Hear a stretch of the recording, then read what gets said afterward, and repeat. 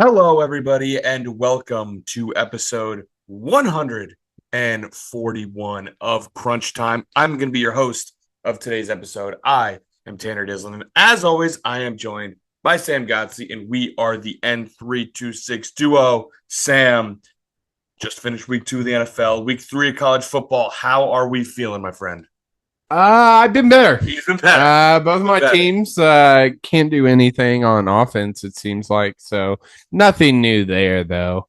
But yeah, it's uh it's been a little bit of a rough stretch here, but I guess I was still putting W's in the column, so I can't complain too much. Yeah, right. A W is a W, so they say. But we got a great show for you today. I mean, we've got a whole slate of football to recap. We mentioned last week we were looking ahead towards this week. The college football slate was a little bit lacking, but that turns around. We got 4 top 25 matchups for next week. So we'll pick those. We'll talk about the slate. Of course, we got our players of the week, and then we will have another guest picker on. This one, Brandon Martelli, of course, the recurring guest. We had him on during baseball season. We had him on during basketball season. Now he's going to be on during football season. He's going to be our guest picker, and we'll cover all the standings, all that stuff, how we did last week, how Tissue did last week, all that and more in episode 141. But of course, before we get into all of that, we have to start with our winners and losers. So, Sam, who is your winner? Yeah, Tanner, my winner, of course, is the one and only the girl we talk about most, Caitlin Mother Effin Clark. She broke like 8 different records this week.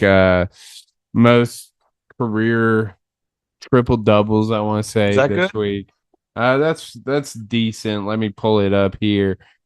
She is the all-time rookie leader in points, assists, and three-pointers made. I mean, she is just absolutely killing it. I don't know if it was this week or last week, whenever it was, she broke the record for most triple doubles in a season in WNBA history.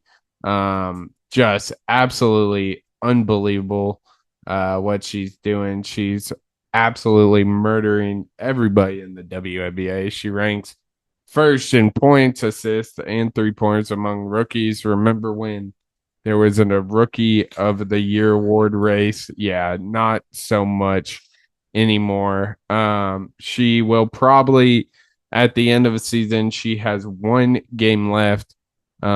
She will have the most assists in a season, most three pointers. She's third in most three pointers. She has 120. Sabrina Ionesco has 128. Most career 25-10 games. Uh, 5. She did in 39 games. Sabrina Ionesco did 5 in 141 games. Most points by rookie 761. The next is Simone Augustus with 744. Most assists in a game 19. So remember when people were saying yes, Diana Taurasi, I'm talking to you, how her just wait till she gets in the league. It honestly might be easier. Like, she is absolutely dominating the competition. I mean, the only one that is dominating as much or even more is Jay Wilson of the Aces. But that honestly might be due to just who else is on the court with her, so they Yeah. can't double team her. But gotta shout out Caitlin Clark, absolutely amazing rookie year. Is it an episode of Crunch Time if we don't talk about Caitlin Clark? I mean, she's unreal. Yeah, it turns out she's still good at basketball. Turns out everyone overreacting to this, overreacting to that. Oh, she's going to be the best player in the league. Oh my God, she's going to have a rude awakening. Turns out she's just a good basketball player who's having a good year. I mean, Yeah. that can happen, as you said, in a historically good rookie year, and certainly will be the rookie of the year. We talked about that race. You know, who doesn't? How everyone out there has got an opinion, has an agenda. You know, who doesn't have an agenda? Sports books. Their agenda is to make money. And Caitlin Clark was the overwhelming favorite at minus like 1,600 to win Rookie of the Year. So yeah, I think that one might be locked up for Clark. So another winner for sure. But my winner of the episode, Sam, we're gonna head to the gridiron. And one of the more electric plays of the weekend. Now, of course, if you know me, of course, I'm going to talk about my Vikings and a big win, which we'll talk about later. But in that win, Sam Darnold had a 97-yard touchdown pass to Justin Jefferson.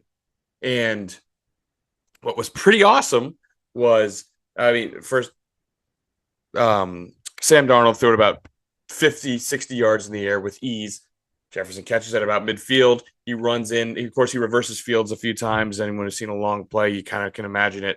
And the referee, with one of the most impressive displays of athleticism I've seen in a long time, and certainly from any sort of official or referee I've seen in a long time, Sam, he catches up to Jefferson as he's running down the field.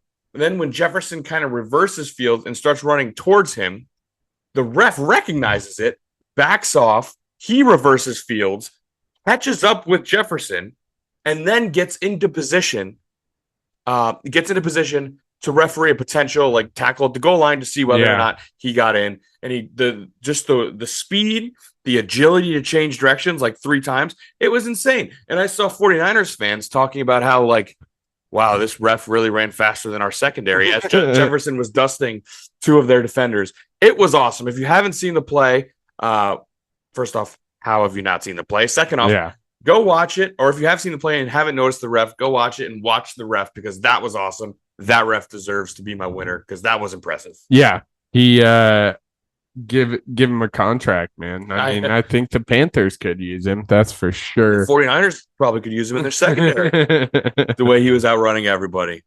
But of course, now we have to talk about some losers. Sam, who is your loser of the episode? Yeah, I mean, we kind of talked about it briefly last week with the reporting of injuries in the NFL, but this week it just seems to pile up. And so my big loser is NFL injuries. I mean, let's go down the list. Starting off with the running backs, we had Isaiah Pacheco go down yesterday. He was placed on the IR. Joe Mixon got hurt. Justin Jefferson got hurt. Didn't seem too bad. It was only a contusion, but he seems to be all right. Cooper Kupp he suffered an ankle injury. Was spotted wearing a walking boot. In addition to Puka Nacua, who got hurt last week. Taysom Hill got hurt last week. Hospital. Yeah, his is a little scary. I mean, Jermaine Johnson, linebacker for the Jets, tore his Achilles. I mean, even a kicker goddamn hurt against the Commanders, which is ironic seeing how that game panned out. But it seemed like everybody has gotten hurt in the NFL, not to mention Christian McCaffrey was placed on IR. Tua, Debo got hurt. I mean, it seems everybody it's nuts. Yeah, is hurt. It's nuts. Fantasy IR spots are going crazy right now. Jordan Love is another one. Jordan Love, of course. Yeah. I mean, it just seems like everybody that's somebody is getting hurt. David Njoku got hurt week 1. So yeah, it's been a Jordan Addison, Allen. I mean, the list goes on and on. We could probably do a whole segment on that alone, but yeah, it sucks, man. It sucks being. I also think the Titans running back Tajay Spears, who had a good day he got hurt. That's brutal. Yeah. And it doesn't seem like it's just like a bang up play, like late in the game, get hit pretty hard, sit out, couple plays, come back. It's these guys are borderline IR, if not already on the IR. I was gonna say it, like over 50% of the people we just named are either on IR or going to be on IR, which of course comes with that 4-week minimum being out. Yeah. So I mean, it's It's rough. Fantasy owners certainly know it. Football fans certainly know it, and we just really hope people can stay healthy. But specifically, um, specifically, I tell you what, over in New York with uh, the injuries they've kind of dealt with, seems like Hassan Reddick might have to meet his demands because they're running out of bodies over there. Yeah. But yeah, just really tough, really tough. Hopefully, people can stay healthy for the rest of the year. But for my loser, Sam, I'm gonna have to go with. I think. Do you think he's the most memed person over the past 2 weeks? Okay. He has gotten two of the most impressive, like still photographs, in NFL history through 2 weeks. One of which he is on his knees, holding his head, just like completely shocked as to what he had just done. That was 2 weeks ago against the Bears. And then this past week against the Jets, there's one of him diving. He's completely parallel to the ground, and the football is loose because he tried to toss it backwards to his running back when they were already in field goal position. You should probably know who I'm describing by now, and that is Mr. Mayo Boy himself, Will Levis, man. Yeah. It has been a rough start to the year. Titans are 0-2. They've actually lost both games by the same score, 24-17, to the Jets and to the Bears. And if all the turnovers, I mean, his stats, they're 2 games. He's got 319 yards through the air. Not very impressive. Averaging like 160-ish yards through the air. Not very impressive. He's 0-2. He's completed 63% of his passes. He's got 2 touchdowns, 3 picks, and a fumble. So 4 turnovers, 2 picks. Those, and of course, to add insult to injury, the 2 pictures I talked about that have been all over the internet of him flying parallel to the ground, and then of course him with his with his hands on his head. And there's also a clip of his head coach not being too happy with his play, where he's running to the sideline and his coach runs up to him and says, "What the F are you doing?" Yells at him, screams at him. And then in the post game, he was asked about it and he said, "Yeah, I said it. We can't have that. He knows better. We can't. That's 2 turnovers, 2 silly turnovers in the red zone that led to points the other way.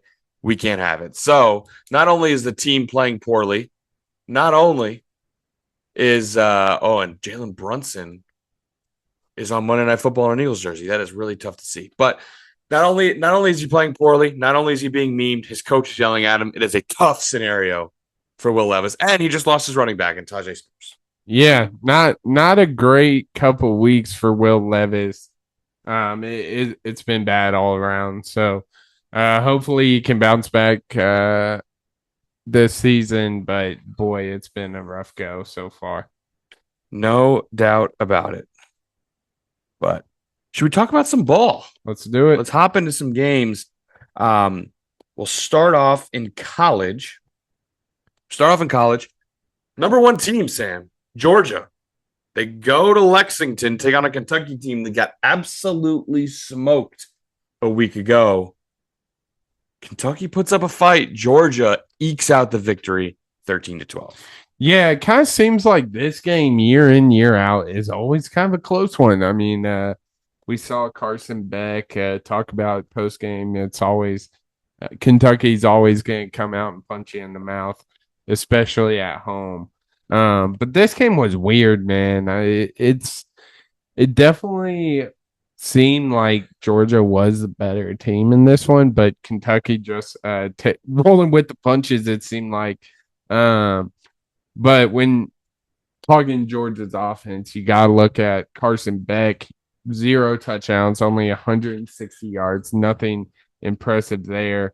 And Trevor Etienne, obviously a big running back in this offense, 19 carries for 79 yards. Just something you don't want to see, but fortunately that defense is still the Georgia defense and kept it close and basically took away the the Kentucky passing game, I mean, they only threw for 114 passing yards. It's hard to win in this day and age, only throwing for around 114 yards. But it was way more competitive than I thought it was going to be. But in the end, the better team won. Yeah, I think this is going to be a huge wake up call for the Georgia Bulldogs. But little too close for comfort, especially going into the guy by this upcoming week. But then Alabama is waiting on the other side of that bye week. So I think this is like we can't just cruise. So we'll see. We will see. Yeah, no, I definitely agree with that. I mean, I think the biggest takeaway here, as kind of you mentioned, is kind of what happened to this Georgia offense, right? The Georgia defense was as good as advertised. Kentucky actually outgained Georgia in this. 284 yards for Kentucky, 262 for Georgia. Kentucky had 23 first downs. Georgia had 12. So that Georgia offense needs to be better if they are to get back to the title game. The defense, as I said, good as advertised. In Kentucky, seems like it might be kind of a tough year for Kentucky. Obviously, they put up that good fight. I mentioned how they had a little bit of a rough year or a rough week. A little bit of a rough week a week ago. They lost 31-6 to South Carolina at home. So it might be a long year for Kentucky. But I feel like we also do have to talk about the punt decision from Mark Stoops. Yeah, that was weird. Very peculiar. You've got Georgia on the ropes. I feel like you got to push the envelope here. I think a lot of people agree with us in that, but obviously decided to punt. I believe they ended up getting the ball back, but not a lot of time to actually make their move and try and get in the end zone or get in field goal range to win the game. And so I disagree with the punt call, but the moral of the story here is Georgia's offense needs to wake up. Yeah. Absolutely. Need to see more from Carson Beck, especially. Yes, no doubt about that. So why don't we stay in the SEC and we will take a look.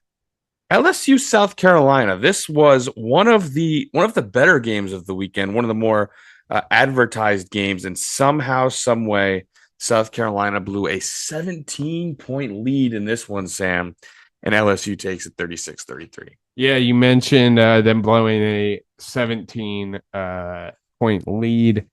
It comes down to one name for the Gamecocks. Lenore Sellers goes out. This whole game flips. Lenore Sellers was doing anything and everything he wanted. I mean, he was slinging it. He was scrambling. He finished the game 9 for 16, 113. Had a inexcusable pick, but he had 10 rushes, 88 yards, 2 touchdowns before going down. This Gamecocks offense was churning, and there was nothing you could do with Lenore Sellers and former Hog Raheem Sanders, Rocket Sanders, just running all over the field. But like I said, the game flipped when Lenore Sellers, the Gamecocks had to put in Robbie Ashford, a Auburn transfer, and he just is not Lenore Sellers, unfortunately, and LSU got it going and ended up pulling this one out. But I think we're talking the different results if Seller doesn't go down. No doubt about that. First off, Rocket Sanders was incredible in this game. I mean, 140 plus, almost 150 on the ground. He was incredible. Yeah, I mean, South Carolina. Sellers was great. I mean, he had like a 70-yard touchdown run. The dual threat had the LSU defense in shambles. But yeah, he goes out. LSU offense gets rolling. They kind of flip the tide in this game. Very heavily penalized game. I mean, there were a total of 22 accepted penalties in this, 22 for almost 200 yards. Not great. Other than that, man, I don't have too much to add. I can't say I'm very confident in LSU going forward. No.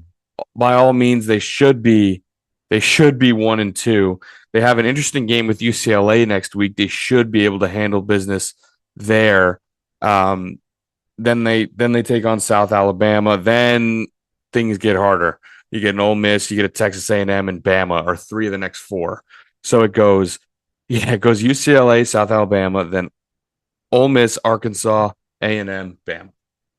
Yeah, that's not great. That's tough. That's That is tough. not great. Yeah, can't say I'm too confident in LSU moving forward, but they did get it done in Columbia.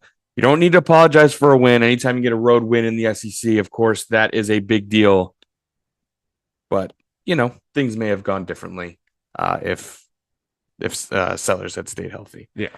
Our only ranked game, or one of the few ranked games. I don't know if it's the only one. Might have been the only one.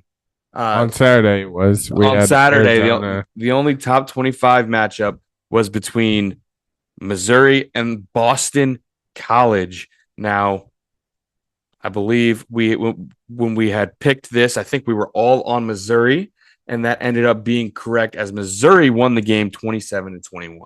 Yeah, this game, if you look at it on paper, it seems it was a lot closer than it actually was.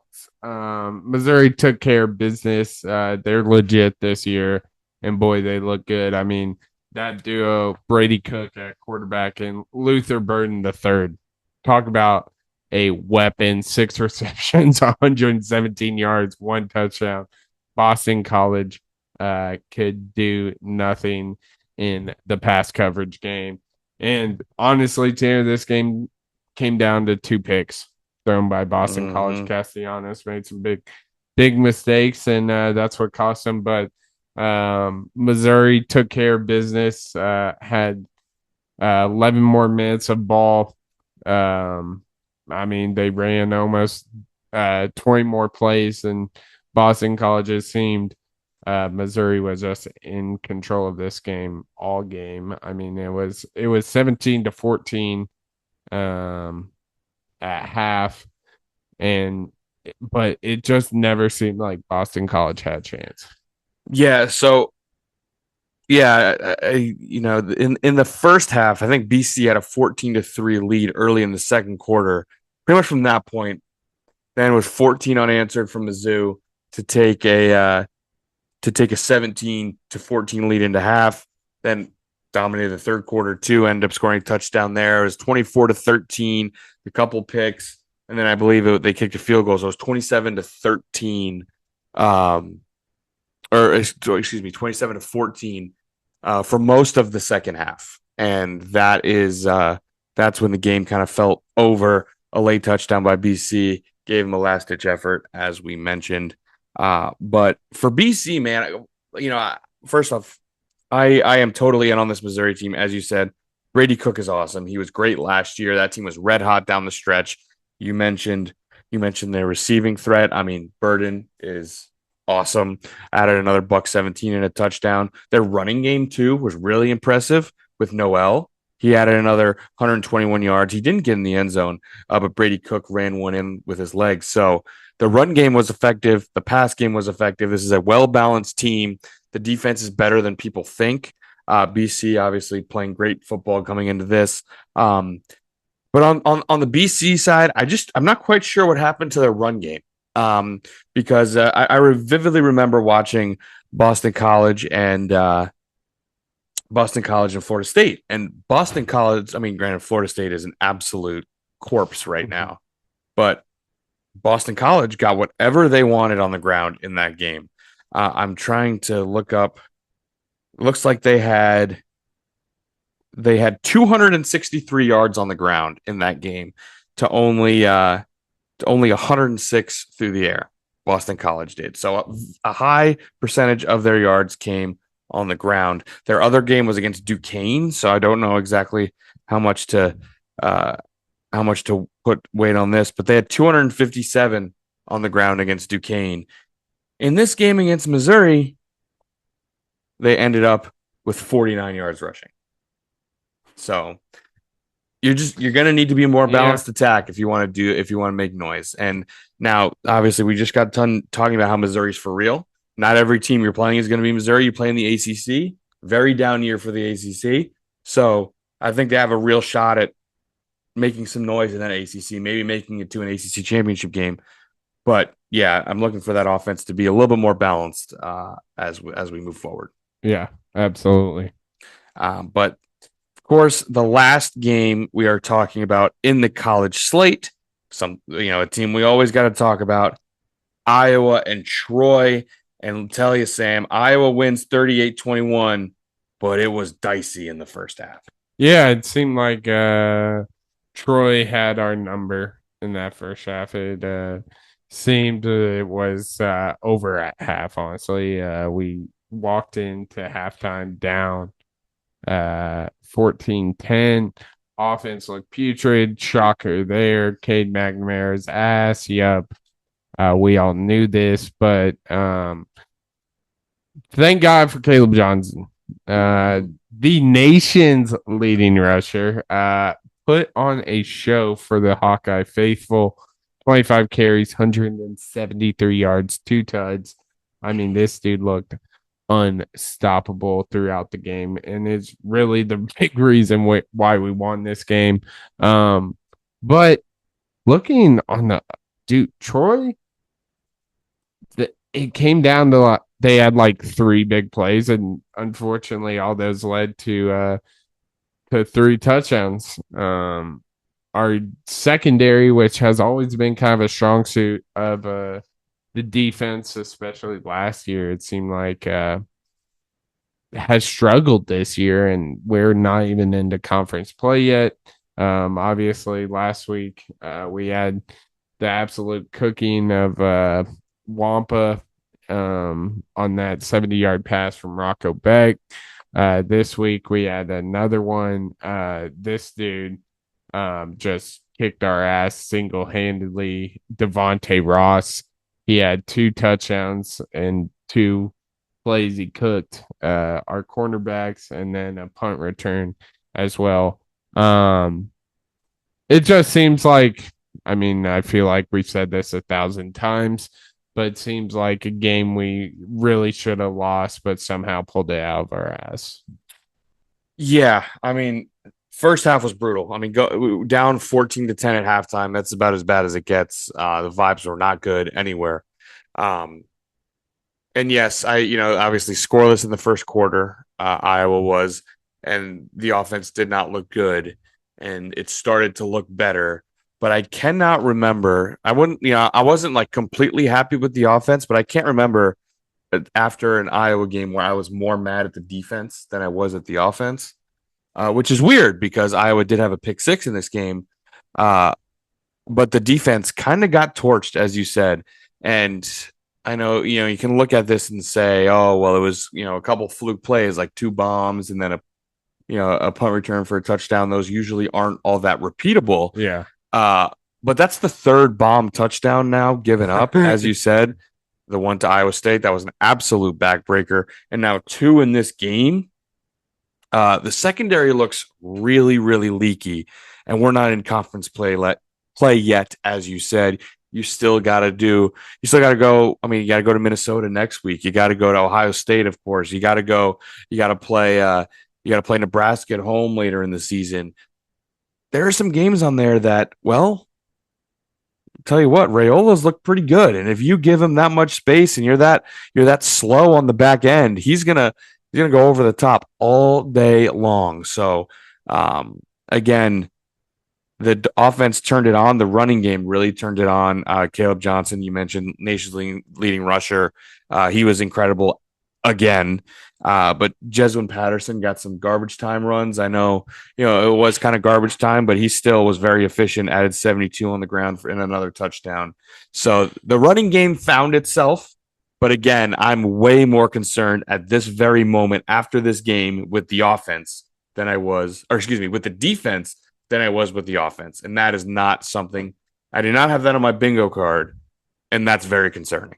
Yeah, absolutely. I mean, I just don't understand how this team can't put 2 halves together, because 2 halves in the past 3 games, we beat teams by 30.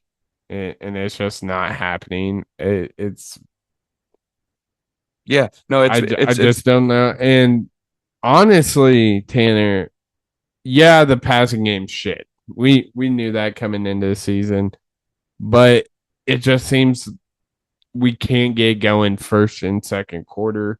But it just confuses the hell out of me why we Yeah. can't do it for Oh, four I quarters. mean, if you took our two, our better halves in the three games. I mean, Iowa outscored Illinois State 34-0 in the second half of week one, 6-0 in the first half. Iowa outscored Iowa State 13-0 in the first half, got outscored 20-7 or 20-6 in the second half.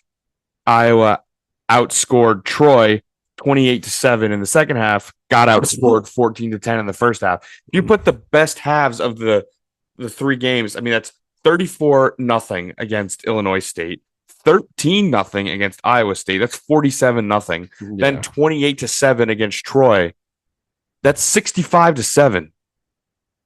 Put together a damn complete game, man. It's getting frustrating, but hopefully they're able to do so as Big Ten play starts because I unfortunately don't think it's gonna happen I'm not confident. unless go on the road. Unless we get number one under center. Brandon Sullivan looked good. Don't really understand the circumstances that led him to getting in. It didn't seem Cade McNamara was hurt, but we got in the red zone. Here comes out Sullivan. Twice, two different red zone trips. Hands off, two tuds. Yeah. He handed off one for a touchdown, and one technically was a pass because he a little shovel forward. Pass, it seemed. He could have walked in, but he chest passed it forward. I was shocked that happened. Yeah, I mean, look, maybe it's just as simple as, dude, I mean, obviously, the offense as a whole, there's a lot of things they're bad at. But did Kirk Ferentz just say, dude, or Tim Lester, whoever makes that call, the red zone offense has been abysmal. Yes, the offense is bad, but specifically the red zone offense, and specifically against Iowa State, it was abysmal. Let's put in someone who's way more mobile. We're going to be running the ball down there anyway. See if we can try some misdirection with quarterback and running back and pre-snap movement, move the pocket, something you absolutely can't do with McNamara.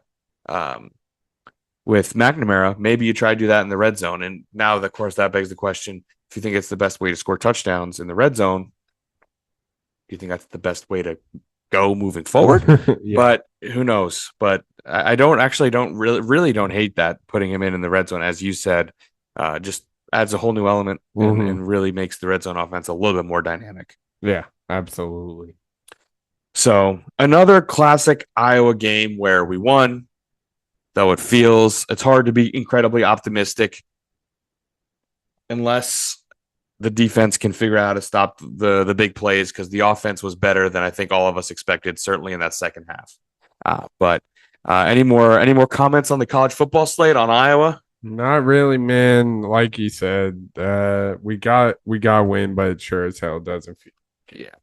Yeah. To wrap out the college talk, I do want to mention, one of the bigger games of the weekend, Wisconsin and Alabama. It sucks. Tyler Van Dyke got injured in the first quarter. He's going to be out for the season. They've already announced that. That really sucks to hear. So yeah, it looks like Locke will be playing quarterback for Wisconsin for the rest of the season. I mean, obviously, I don't know what their outlook was like, but that's a big blow to Wisconsin and basically made that game over in the first quarter. Yeah, because they just weren't keeping up with Bama. So yeah, that definitely sucks with that injury, but it's football and injuries are going to happen, unfortunately. But ready to move on to the NFL? Yeah, because we had a very interesting slate in the NFL, Sam. It was the week of the dogs, which made one of us happy, one of us not so much. So we'll start with, I think, the most surprising result of the week. The Saints go into Big D and take it to the Cowboys, winning 44-19. Yeah, they kicked our ass, simply put.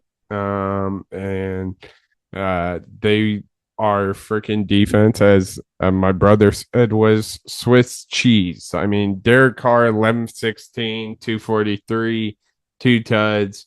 Alvin Kamara putting on an absolute clinic, 20 carries, 115. Could not keep him out of the end zone. I mean, we couldn't do anything right. Defense, offense. I mean, Our running game was basically non-existent. Zeke surprisingly sucks. Shocker. 6 carries, 16 yards. Rico Dottle, 7 carries, 30 yards. We just couldn't get um couldn't uh get it going on offense, and we got down early. And Dak came in. I got a score to keep up with this team through 2 picks. Defense couldn't stop anybody. And that was basically just a repetition of this game. I mean, Saints scoring by quarter 14 in the first, 21 in the second, and they kind of let off the gas and still scored 6 in the third and 3 in the fourth. So it was just an absolute ass kicking. I wish I had better analysis, but Saints might be legit, which is shocking. It seems this is kind of the year for guys who kind of got shysted by some teams. Derek Carr obviously kind of got the boot in. Was he a I Vegas think he Raider? might have been a Vegas Raider for a Vegas year. Raider for a bit, got the boot for Jimmy G. Yikes. Yeah, Uh, that didn't so go well. I mean, we've talked about Baker the past week. He's still killing it, and I'm sure you're going to talk about the other one later. But yeah, Saints just kicked our ass, and it wasn't even really competitive from the jump, honestly. Yeah, I mean, obviously, this was the most shocking result of the weekend. The Cowboys defense, as you said, just straight up did not show up. Um, and is the Saints offense, I mean, they have the pieces, right? I mean, Derek Carr has shown in the past, that may have been 5, 6 years ago, but he's shown that he can be a good quarterback in this league. Alvin Kamara, of course, it seems like he's good for one game, specifically against Mike Zimmer, by the way, where he goes for like 5 or 6 touchdowns. I don't know if you remember that game against the Vikings, where I think he had 5 touchdowns when Mike Zimmer was coaching the Vikings. But specifically against Mike Zimmer, he turns up a little bit. But so all those problems. Just the other thing I'd like to say is with this Cowboys offense, looking at the drives, one touchdown won't cut it, you know, and um, they kicked 4 field goals and scored 1 touchdown. And the 1 touchdown was a 65-yard pass. So it wasn't even like a sustained drive. All of their drives ended in field goals. I mean, it was a 52-yard field goal. So they got to the 35 and the drive stalled. A 38-yard field goal. So they got to the 21 and the drive stalled. Next one was a 48-yard field goal. They got to the 31, drive stalled, and a 40-yard field goal. They got to the 23. I mean, all those are ones that an offense like Dallas with all those weapons should be turning at least some, if not most, into touchdowns. And they weren't able to do so. So the combination of defense not showing up and not finishing drives made for a tough week for Dallas. But I mean, hopefully they've got a short memory, because next week you kind of got the battle of the letdowns for the Cowboys and the Ravens, who play next week. Yeah. But one of the other surprising results, Sam, the 49ers, fresh off of their dismantling of the Jets, come into Minnesota and they lose 23-17. Yeah. Like I said, it seemed it's kind of the years that got brushed by the shoulder. Sam Darnold might be having the best year of them all. Him or Baker. It's a toss up there. Sam Darnold looked freaking good today or yesterday. I mean, 2 tuds, 268, 1726. It's hard to get better than that. And I mean, you raved about how dominant Aaron Jones was. He didn't really get going this game. 9 carries, 32 yards. It was Ty Chandler who was kind of the main running back this game. 10 carries, 82 yards. But when you have guys like Justin Jefferson, it helps a lot. Yes. He even got banged up. Luckily, For you as a Vikings fan, it didn't seem too serious. Seems he'll be right back on his way. But yeah, impressive win by the Vikings. I in a game a lot of people didn't expect them to even compete. At least I didn't. No doubt, no doubt. I think for me, the main story, obviously, everything you said was correct. Ty Chandler was excellent. Aaron Jones had where the game kind of flipped on a dime when the Vikings were up 20-7 and a screen pass to Aaron Jones, and he was well on his way into the end zone to make it a 27-7 game. Pretty much put it on ice when he fumbled at the one. Niners recovered it and then marched down the field and scored a touchdown. So the game flipped completely from an Aaron Jones fumble. But Ty Chandler was that stopper. We mentioned Jefferson, the 97-yard bomb. I mean, obviously, that was incredible. One of the prettiest throws I've seen at US Bank Stadium, an absolute dot from Sam Darnold. And he had an open receiver too. Yeah, Because yeah. it Yeah, and shout out Kevin O'Connell for sure. I mean, he had so many guys open on that play. Yeah. Excellent play design, excellent execution.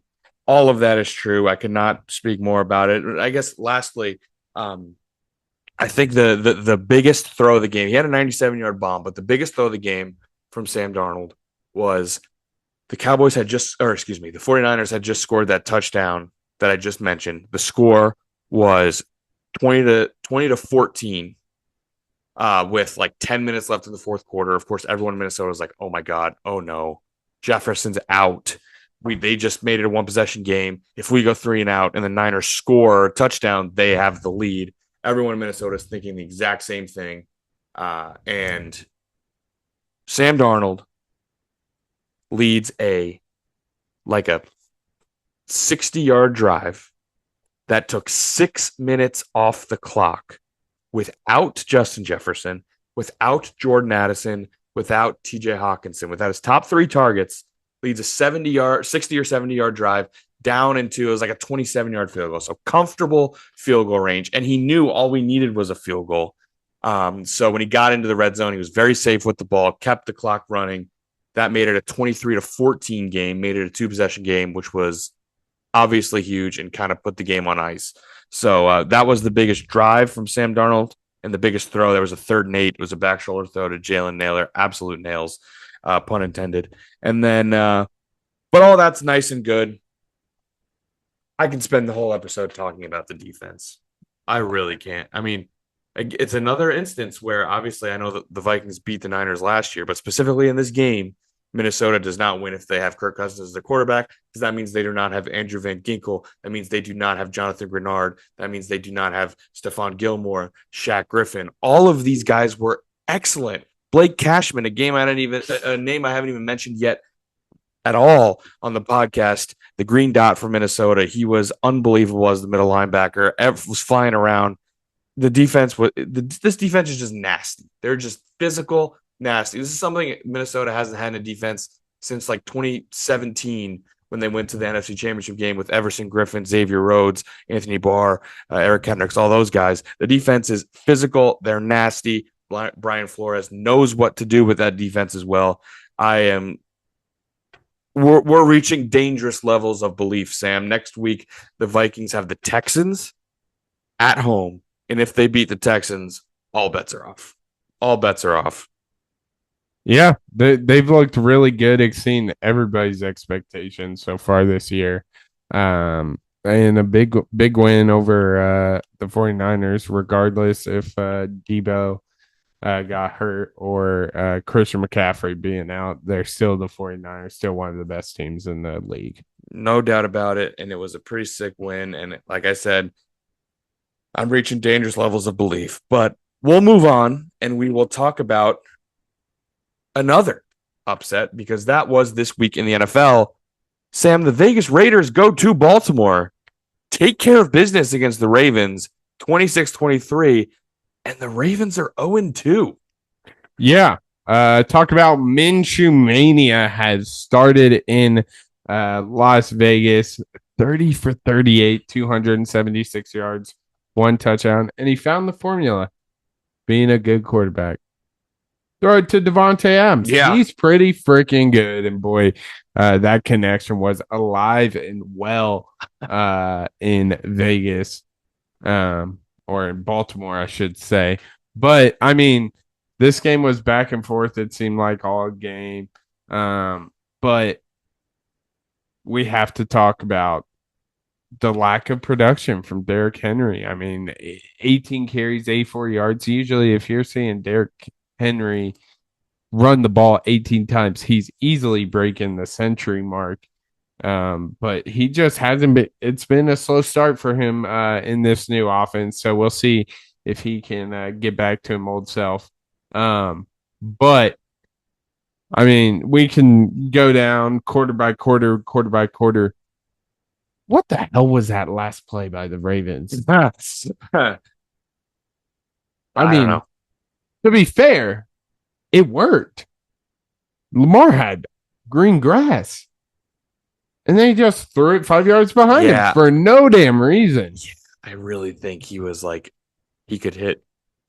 I mean, obviously hindsight's 2020, but he hits a nice jab with his speed. He might have been able to get some more and maybe even turn that corner. Mm-hmm. Yeah, dude. This was very shocking. I specifically, I remember vividly saying after last week against the Chiefs that, like, I'm not selling any Raven stock. That, yeah, they lost, but they lost on the last play in Arrowhead, and with basically Mark Andrews played, but basically no Mark Andrews. Yeah. Because he was banged up, and and all of this stuff, and they come out and lay this dud. I mean, what was the defense doing? I mean, the Raiders last week, they played the Chargers. Now the Chargers defense isn't bad. They were held to 10 points by the Chargers defense. And now the Ravens defense, known as being one of the better in the league, they were leaky, man. I mean, and Minshew threw the ball 38 times. I think that's a recipe to beat the Raiders, is to make Minshew beat you. And guess what? He did. 276 through the air. And yes, Sam, I mean, Josh McDaniels never figured it out. Jimmy Garoppolo never figured it out. Aiden O'Connell never figured it out. Maybe Gardner Minshew did. Devontae Adams is really freaking good. And you throw him the ball, good things happen. Like maybe 9 receptions, 110 yards, and a touchdown. I mean, yeah, it's that easy. It's just that easy. And the Ravens had no answer whatsoever. And yeah, there's the lack of the Ravens offense, looking at it, should be one of the most high-powered in the league between the running game of Derrick Henry and Lamar, and then through the air, people like Mark Andrews, Isaiah Likely's come on, Zay Flowers, all these, Rashad Bateman. This should be a high-powered offense. It's not looking like that so far. Struggled a little bit against Kansas City. I mean, 23 is not a bad output, but again, Baltimore's got stuff to figure out right now. Yeah. It's a tough week. Yeah, I mean, you mentioned all the weapons they have, but it doesn't really matter when you shoot yourself in the foot 11 times. 11 penalties, 109 yards. I'm pretty sure I saw that saying the Ravens are the most penalized team this year so far. And it's honestly cost them a couple times in the past 2 games. So it seems this team is completely undisciplined, and it's biting them in the butt for sure. Yeah, I mean, how many teams have played the Chiefs and then played another team and they got more penalties when they weren't playing the Chiefs? Yeah. So, yeah, I mean, it was a disappointing performance, top to bottom, from the Ravens, and now they're 0-2, and this could get scary because as we mentioned, they got to play the Cowboys next week. Both teams coming off of big losses. It's in Dallas, I think. I'm just double checking that really quick. Yes, it is in Dallas. So you got to go on the road now to Dallas, play a pissed off Cowboys team. I mean, I'm just looking. Looks like, I think the Ravens are favored by 1, but still, there's a very real possibility you start the season 0-3. Yeah, it'll be interesting seeing this next week. Who who comes out swinging still. No doubt about it. Um, but the last game on the NFL slate we are going to be talking about, of course, it was the big one. Bengals Chiefs. Anytime these two get together, it is sure to be an awesome game. This one was no different. Stop me if you've heard this before. The Chiefs find a way to win a close game, 26-25. But of course, at the end of the game involving an AFC foe and the Chiefs, a lot of the conversation is around the refs. But Chiefs win the game 26-25. Yeah, obviously you're talking about that fourth and 18 late in the game. Chiefs throw Mahomes throws the ball up, and in my opinion, it was textbook DPI. I know people are upset about it, but it's very clear the defender got to the ball. Obviously, though, throughout the game, you did get a little glazing of the Chiefs, but in regards to that, I think it was the correct call. But this was the Bengals game to lose, Tara. I mean, they looked really good. It seemed like they got their mojo back this week. Joe Burrow looked like himself, no picks, which is huge against the Chiefs. You never want to give Mahomes more time or more opportunities to make those big plays that we all know he makes. But as good as Burrow looked, you can tell he's missing T. Higgins. Not having him as a weapon out there just makes it harder for him to get Jamar Chase the ball. I mean, their two lean receivers were Mike Gesicki and Jermaine Burton. And the only reason Burton's up there is he had 47 yards on one reception. But I mean, you gotta get Jamar Chase the ball more. Four receptions, 35 yards. Don't know how many times he was targeted off the top of my head, but it seemed the Bengals this would have been a season changing win, and they fell a little short on mental error, honestly. Yeah, so I can see right now he's targeted 5 times. So only 5 targets, completed 4 of them. As we have a huge 4th down for the Eagles deep into Falcons territory. Let's see if they snap it. They do. Will they get it? This is great podcasting, by the way. And they don't get it. Wow. Turnover on downs. Interesting stuff there from Philly. But anyway, back to Cincinnati and Kansas City. You're 100% right. I mean, I need to see more from this coaching staff, because this is something that I draw, a comparison Cincinnati and Minnesota, just because Jamar Chase and Justin Jefferson, college teammates, they will always be linked together. Without Jordan Addison, Minnesota is running into a similar scenario where they just double, triple Jefferson as they do with Chase. And Kevin O'Connell is just so good at scheming Jefferson open. And I need to see more from this Bengals offensive coaching staff, because it seems like in the past, whenever Higgins goes down, or even before that, Tyler Boyd, when he was there, whenever one of them goes down, Chase is shut down too easily. And I think, and it's definitely not a Chase issue. Obviously, he's as talented as they come. I don't think it's a Burrow issue. He's also as talented as they come. I think it might be a coaching issue. They need be a little bit better at anticipating double teams and scheming them open. But with all that being said, let's not get it twisted. Joe Burrow was the better quarterback in this game. Patrick Mahomes was not good at all. No. 151 through the air. He did throw for 2 touchdowns, but he also threw 2 picks. This was a Chiefs win. This was not a Patrick Mahomes win. And the perfect example of this is Patrick Mahomes threw an interception, and then the second play after that interception, Joe Burrow fumbles and the Chiefs scoop and score for a touchdown. It was an all-around Chiefs win. Mahomes did not play well. So that's what's kind of scary about this is Mahomes didn't play well, and of course the Chiefs found a way to win anyway. Going back to the Bengals now, they're 0-2 joining the Ravens, both at 0-2 in the cellar of the AFC North. Can you believe that? The Bengals and the Ravens. But you said they're missing T. Higgins. They absolutely are. You know who I think they are missing more than anything right now? Who's that? Joe Mixon. Yeah. This running game was tough against the Chiefs. It was tough. Zach Moss didn't even average 3 yards a carry, 12 carries, 34 yards. Chase Brown, their backup, he was way more efficient. 4 carries, 31 yards. So he was way more efficient, but only had 4 carries, only put up 31 yards.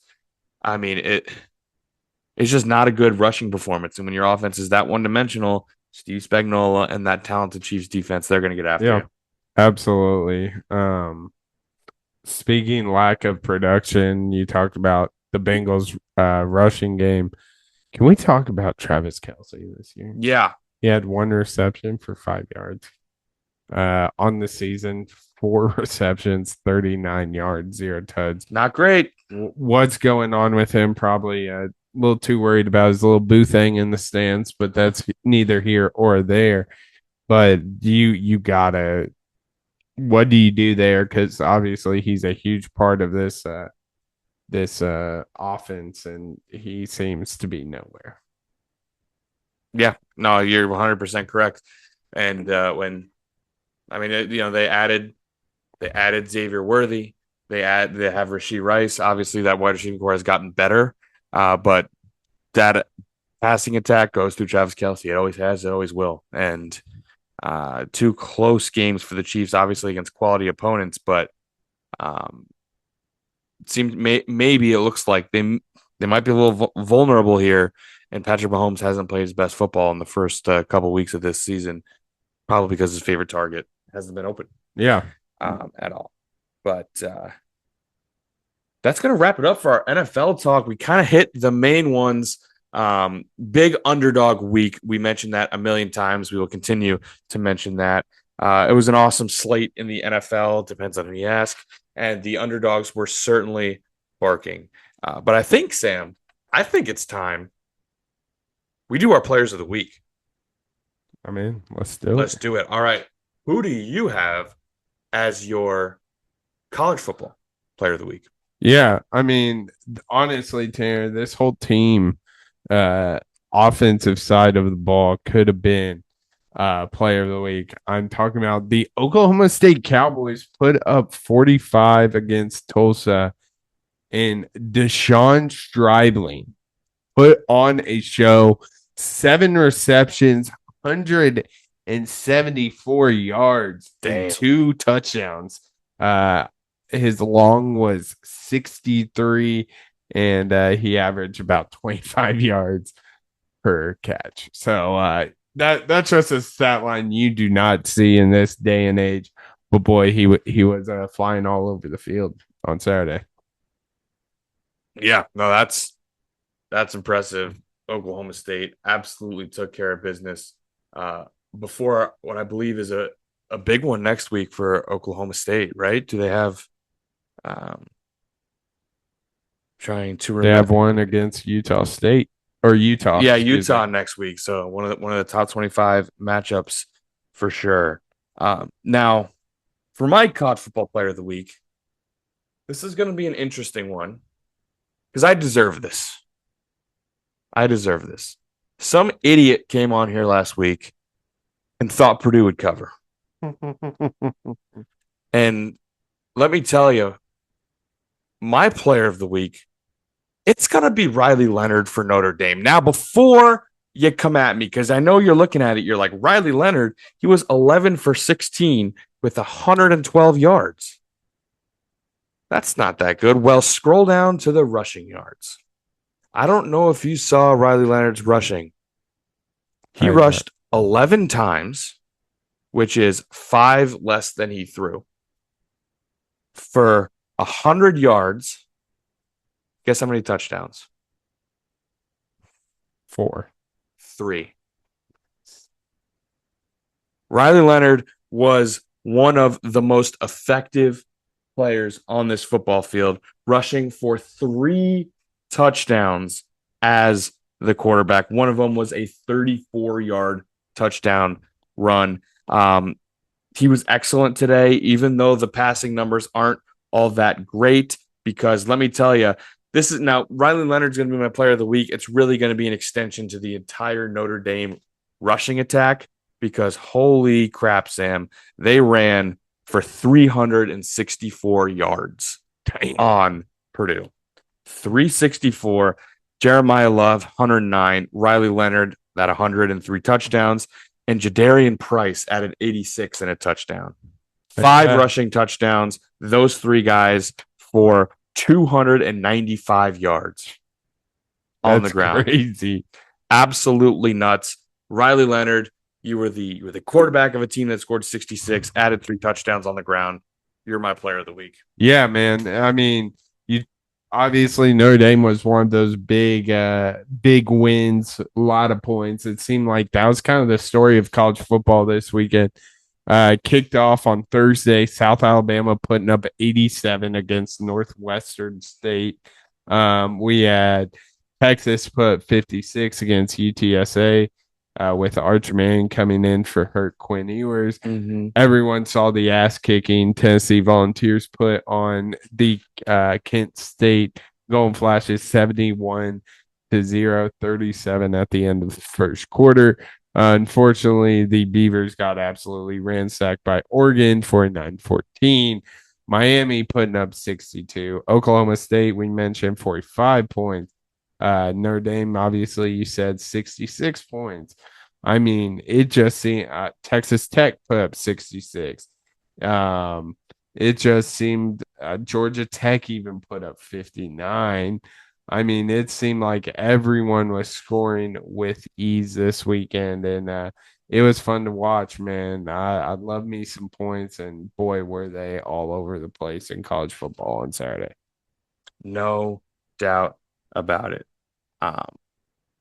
But it's time we move to the NFL, Sam. Who's your NFL? Yeah, this position I'm gonna nominate doesn't get a lot of love in any football game, unless you do hit one. Really, is what it comes down to. But this man hit 7 and led the Commanders to a W over the New York Football Giants, and that's Austin Seibert. He went 7 for 7 from field goals, 45 being his long, and he scored, of course, 21 of the Commanders' 21 points. There you go. Can't get better than There that. you go. And the New York Giants, let's add to the insult stats, Sam. The New York Giants become the first team in NFL history to score 0 touchdowns, and your opponent scores 3 touchdowns. They scored 3 touchdowns. Their opponent scored 0 touchdowns, and they lost. First team in NFL history. That's tough. Not great for the New York Football Giants, but yeah, I mean, what a day from the Commanders kicker, and he was his first week with the team. Last week they had a different kicker who did not have the best week 1, so they decided to cut him. Brought this guy in. All he did was make 7 field goals and won the game for the Commies. So good week to be him for sure. Yeah, but that's brutal. Yeah, seriously. But for my player of the week, you know what? We talked about someone beforehand. I'm gonna switch it up because I feel like everyone we've already mentioned the guy I was gonna pick, and I feel like everyone expects that. Obviously, I do got to throw some love to Alvin Kamara. He was excellent. 115 yards. What was the 4 total touchdowns, 65 through the air, or 65 receiving yards. But you know what? I'm not going to do Alvin Kamara because everyone expects that. I'm going to do someone else who had an excellent week after a rough week 1. And I'm going to go with Marvin Harrison Jr., Sam. He was excellent against the Rams in the Cardinals demolishing of the Rams. He had 4 receptions for 130 yards and 2 touchdowns. That's how you bounce back from a really bad week 1. Yeah, he got going. It seemed like Kyler Murray finally found him, even though it's supposedly not his job, which is it Kyler, it is your job. It is your job. Yeah. But yeah, Marvin Harrison Jr., believe it or not, is a problem. Uh, I mean, this dude was unbelievable on Sunday, and he is actually the first rookie with at least 4 catches, 2 touchdowns in the first quarter of a game since Randy Moss. his dad, Marvin Harrison, in 1996. So how about that? Pretty cool stat there. But yeah, he put on a show on Sunday for sure. Yeah, no doubt about it. Another person who definitely could have been Kyler Murray was also excellent. 266 through the air, 3 touchdowns. Yeah, great day for Arizona. And this Arizona team, now I said it. I can remember. I definitely said it. I just can't remember if it was on this podcast. I don't know if the receipts are there, but this Cardinals team is better than people think. They gave the Bills a tough week 1. Obviously, the Bills went out and beat the tarnation out of the Dolphins. And then the Cardinals dismantled the Rams. The Cardinals are better than people think, man. And Kyler Murray is better quarterback than people think. But until COD comes out. Until the COD comes out, for sure. But the Cardinals have another test next week when they play the Lions. They come to Arizona, so should be a pretty good game. But let's move on to pick 'em. This should be a good one. We will have Brandon Martelli as our guest picker. Okay, now we welcome on Brandon Martelli, once again, of course, a recurring guest, to be our guest picker of the episode. We debuted this last week. Sam, hit us with an update on the pick'em and then the guest picker last week. Yeah, so our records sit at you 17-6 on pick'ems. I am sitting just behind you at 16-7. I have yet to hit a Superdog, so that's kind of tough. Tanner, you missed your first Superdog, so I'm 0-3. You're 2-1. And our guest picker, Cameron Tissue, had a hot start, went 6-2, but missed that Superdog. So big shoes to fill in for Brandon. Big shoes to fill. We got 6 points from the first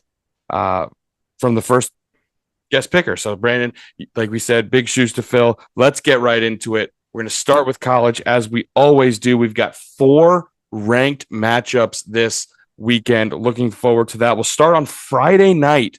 24th ranked Fighting Illini go to Lincoln.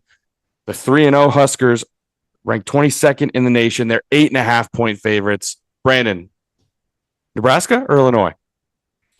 I'm going to go with Nebraska here for the sole fact that they're the Cornhuskers, and Tanner, you and I are also Cornhuskers from Yorktown. This is true. Not quite the same thing. But just from the games that I see, I was very in on Colorado this year, and Nebraska fucking took it to Colorado. So I after that, I see their defense. I love, fake Patrick Mahomes on Nebraska, so I'm going to rock with Nebraska this week. Rocking with the Cornhuskers, Sam? Yep, Dylan Raiola is a real deal. At home, one of the toughest atmospheres in Lincoln. Give me Nebraska here. This will be a clean sweep. Got done talking last week how it seems like Nebraska football is back. We all mentioned Raiola. Good quarterback play, great defense. Lincoln is absolutely rocking right now with the way the Huskers are playing. Give me Nebraska in this one. So we're all on the Huskers. Next one, we're going to go to Ann Arbor, a Big Ten matchup. That's right. The 11th ranked Trojans, USC, traveling to Ann Arbor, taking on the 18th ranked Wolverines. Trojans favored by 5.5. Brandon, USC or Michigan? I'm going to go Michigan just because I believe it's very hard to go into the big house, in Michigan and beat them on their home turf, right? They're home, right? They are home. It is in Ann Arbor. Right, that's what you said. So very hard to beat them home. I think they're not getting off to the hottest start that people thought maybe Michigan was going to be. So I have Michigan taking over US. Big orgy guy, are you? Pete done. Brandon? What? Big orgy guy, are you? Pete done. He won't respond. Yes. Michigan, of course, going with quarterback Alex Orgy this week. Sam, who you got? That's a terrible pick, Brandon. Give me USC. Michigan has looked vulnerable all season. I got beat Arkansas State last week by only 10. Texas ransacked them. Had even a competitive game with Fresno State. USC is going to blow the roof off this place. It doesn't matter where this game's going to play.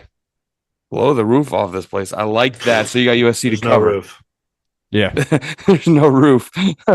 Oh man, Sam, that's a great pick. I'm also going with USC. I've kind of been all over USC this year. I like Miller Moss a lot. I had them to beat LSU, which they did in week 1. I like USC, man, and I do not like Michigan very much this year. Everything you said, Sam. Some competitive games against some lesser opponents, beating Arkansas State by 10, Fresno State. They did win by 20, but again, they won the national championship last year, and of course got, as you said, ransacked by Texas. So give me USC to go into the big house and get their first conference win for Lincoln Riley and crew. So give me the Trojans. Next game, of course. Now this is a Big 12 matchup with number 12 ranked Utah going in to Stillwater to take on 14th ranked Oklahoma State, fresh off an absolute dismantling last week. Fun fact about this game, by the way, the starting quarterbacks in this game have a combined age of 49 years old. This past Sunday, the Packers and the Colts played, and their starting quarterbacks combined for 44 years old. So some interesting stats there. But Brandon, you going with the Utes? You going with the Cowboys? Go with the Cowboys. I think that Alan Bowman's going to have a good game. And Utah going to Oklahoma State, Utah big home field advantage. That's obviously not going to be there because they're on the road. So I'm going to rock with the Cowboys this week. Sam? That's a great pick. Love it. With Cam Rising status still up in the air, hasn't been named starter for this week. I just expect that explosive Oklahoma State offense to just kind of make Utah's defense a little vulnerable. And frankly, I don't think Utah offense can keep up with this explosive offense of the Cowboys. Yeah, I've gone back and forth on this game so many times. I really like this Oklahoma State offense, as we all talked about. Cam Rising status up in the air. It's a tough one, but give me the Utes, man. I feel like I'm liking the newcomers to the conference. I think USC goes to the big house, gets their first win. I think Utah does the same in Stillwater. Maybe a little bit of a hangover effect after an absolute dismantling. Maybe they're sitting on easy after taking down Tulsa the way they did last week. So give me the Utes to go into Stillwater and get that win. And then the last game in college football, we are picking, you got the 6th ranked Volunteers traveling to Norman in Oklahoma's first SEC test. Tennessee, Oklahoma. Tennessee favored by 7.5. Brandon, who you got? I'm going with Tennessee, just for the sole fact that every time I play them in college football 25, doesn't matter what team I am, they always beat me. So I think that they're just going to win every game. That's so fair. I believe in Tennessee. Yeah, I love that pick, Brandon. I think Nico Iamaleava is That's pretty good. One of the best quarterbacks in the country and is honestly getting overlooked. Obviously, last weekend put on an absolute clinic. I know it's Kent State, but when you put up freaking as many points as they did, it's impressive. It doesn't matter who you play. I think Tennessee is going to struggle the first half, but get comfortable in that second half and take care of Boomer Sooner. Yeah, I'm with both of you. This team rocks. I love Tennessee this year. I absolutely love this team. I mean, I feel like not enough people are talking about them, even though, like you said, Sam, not enough people talking about Nico. I'm not even going to try that last name. But they're 3-0, and they've won their 3 games. Week 1, they won by 66. Week 2, by 41 against a ranked opponent on the road. And then week 3, won by 71. This team is very good. Their offense is as high-powered as it gets, and their defense has only given up 13 points through 3 games. This team rocks. Give me Tennessee big over Oklahoma. So now we're moving on to the NFL. We got a couple big time games. We'll start off the battle of the 2-0 teams, as we all expected. The Texans, fresh off of a Sunday night victory over the Bears, traveling to Minnesota, taking on the Vikings, fresh off their victory over the Niners. Brandon, Texans or Vikings? I'm going to go with the Houston Texans here. Sunday Night Football, I thought they played well. The Bears could not run the ball if their lives depended on it against that Texans line, that front seven. And the Vikings, they have a revamped defense, but I think that Houston has too many weapons outside right now with the addition of Stephon Diggs. So I'm going to go with Houston here. Yeah, that's a great pick. I think in addition to everything you said, that Texans defense is nasty. I think it's going to be a low-scoring game, but I think the Vikings might have a little hangover from that 49ers win. So give me the Texans here. Not so fast, both of you. You didn't get the memo. Sammy D is in town. This guy rocks. He is slinging that thing. I think it will not change. A lot of revenge games here. Stephon Diggs revenge game. Danielle Hunter revenge game. But then, of course, Jonathan Grenard and Shaq Griffin for the Vikings revenge games for them, too. These teams are very intertwined with their former players. Vikings are at home. I think US Bank is going to be rocking. That team is excited. That city is excited for this team. Give me the Vikings. Give me Sammy D. He will outplay yet another quarterback, and he will outplay CJ Stroud. Give me the Vikes. Next game, we're going to Big D. A couple of disappointing performances a week ago. The Ravens losing to the Raiders and the Cowboys losing to the Saints. Ravens are 0.5 point favorites in Dallas. Brandon, who you got?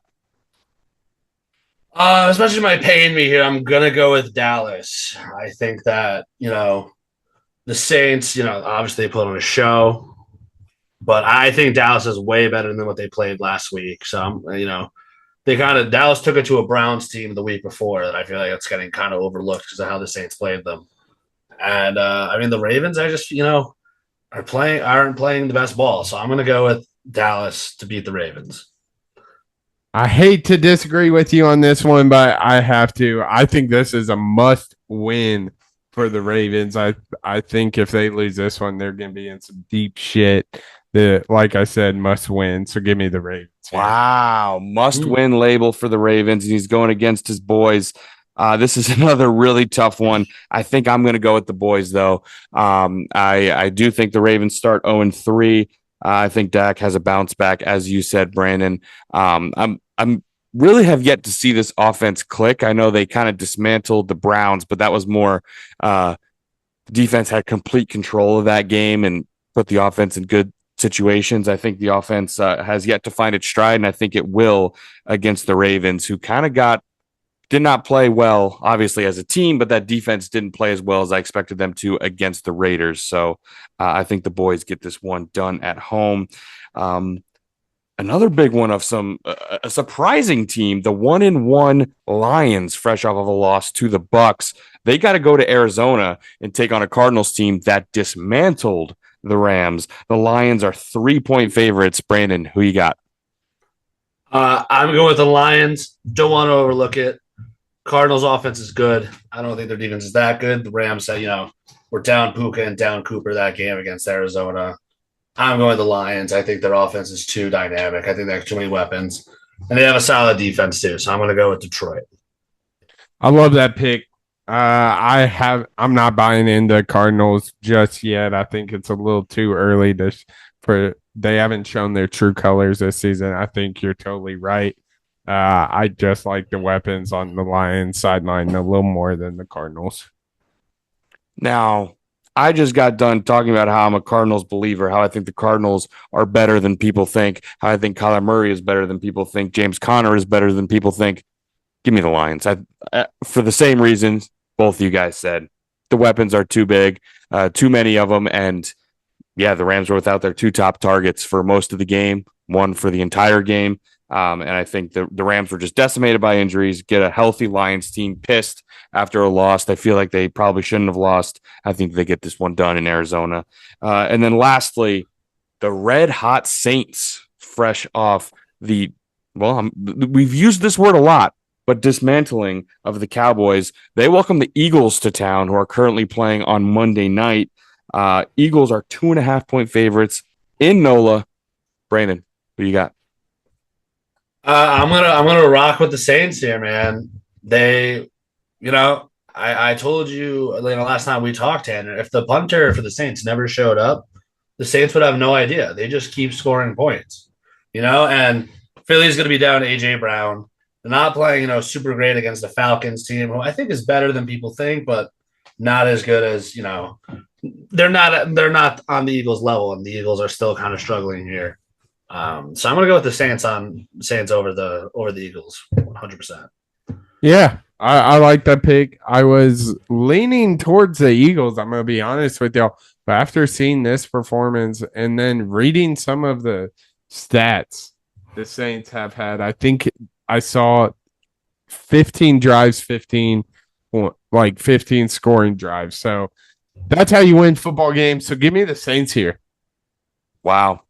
This might be the first time that all three of us will agree on an underdog, because everything you guys said is 100% echoed by me.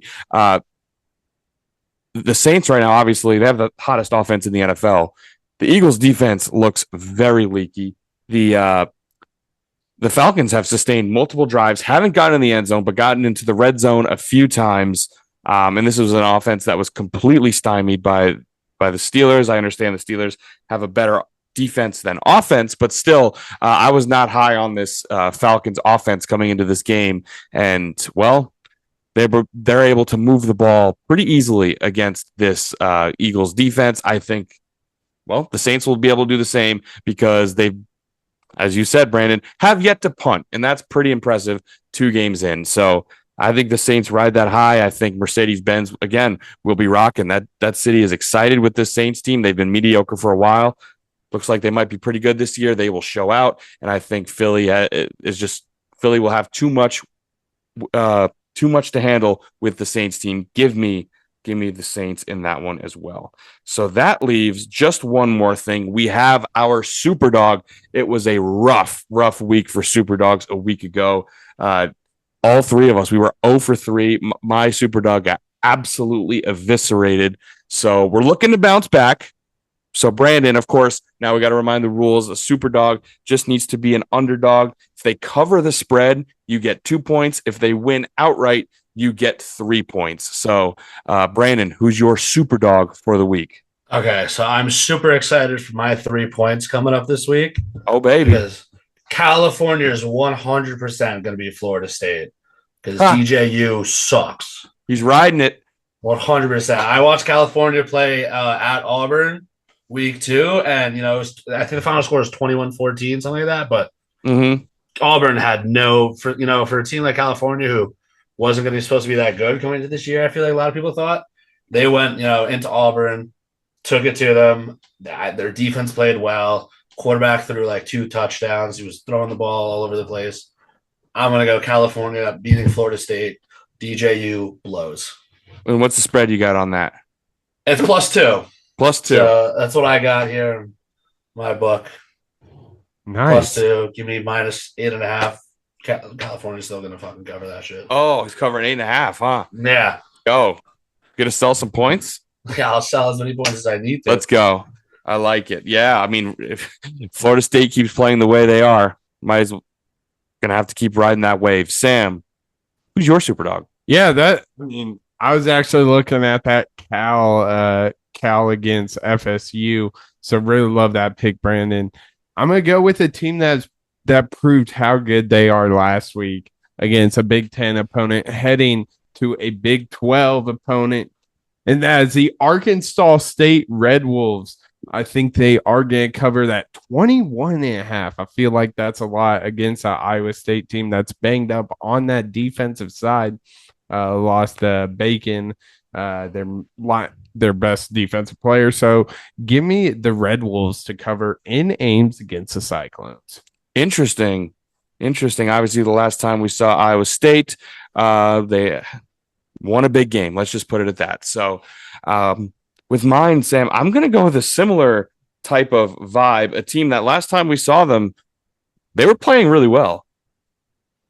I'm going against Toledo, who just dismantled Mississippi State. Give me Western Kentucky at home over Toledo. Right now, I'm seeing +3. So I'm getting 3 points with Western Kentucky. TJ Finley's a name we said on the show multiple times. Former quarterback for Auburn, former quarterback for LSU, former quarterback for Texas State, led them to a great season a year ago. And this Western Kentucky team, they're 2-1 right now, and they've been pretty impressive. They beat Eastern Kentucky 31-0, Middle Tennessee State by 28.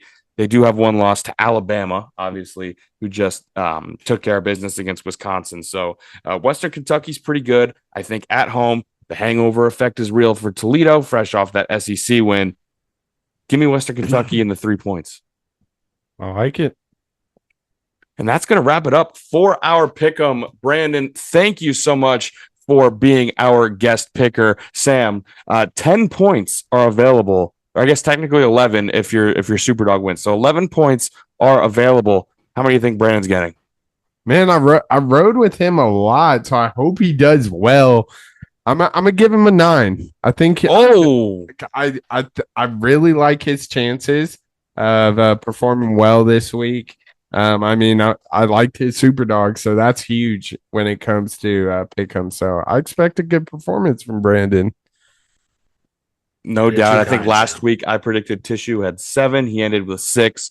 I was pretty close, not close enough. But Brandon, any final thoughts on your pick'em performance here?